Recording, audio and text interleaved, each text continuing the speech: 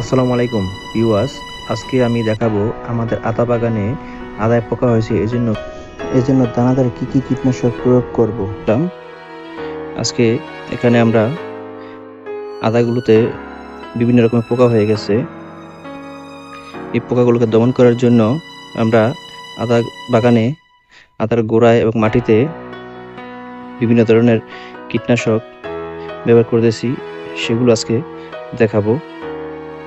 এবং এই পোকাগুলো হওয়ার কারণে আমাদের গাছের পাতাগুলো হলুদ হয়ে শুকিয়ে যাচ্ছে এবং গাছ মারা যাচ্ছে।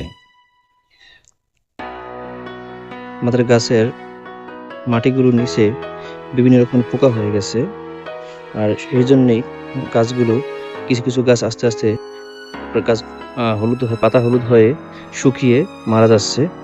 সেজন্য আজকে আমাদের এই পদক্ষেপ। চলুন দেখা যাক কিভাবে আমরা ওষুধগুলো দিতেছি, সেগুলো এখন আপনাদের দেখাবো।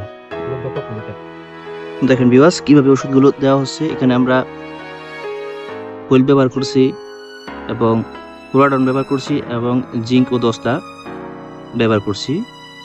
দেখুন, ওষুধগুলো দিয়ে মাটিগুলোকে নরম করে গাছের গোড়াগুলোকে ঢেকে দেওয়া হচ্ছে, যাতে গাছের গোড়ায় ওষুধগুলো ভালোভাবে লাগে এবং পোকামাকড়গুলো মরে যায়। দেখে থাকুন।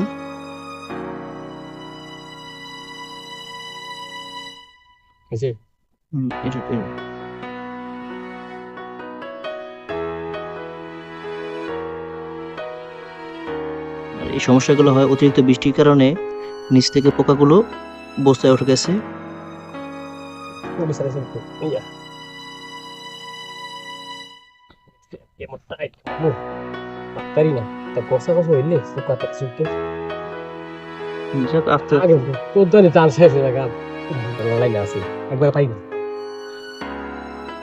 দেখেন ভিউয়ার্স, গাছগুলো বড় হয়ে যাওয়ার কারণে দেখা যায় না, দেখতে একটু সমস্যা হয়েছে। তারপরে যতটুকু সম্ভব দেখানোর চেষ্টা করতেছি।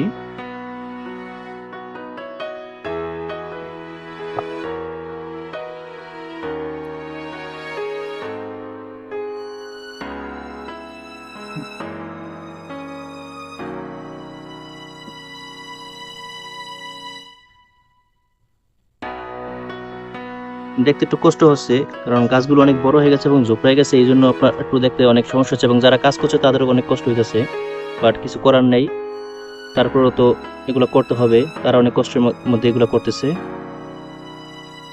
তারপরে বিভাগ যতটুকু সম্ভব আপনাদের দেখানো হলো। তো আজকের মতো এই পর্যন্তই। ভালো থাকবেন, সুস্থ থাকবেন। আসসালামু আলাইকুম।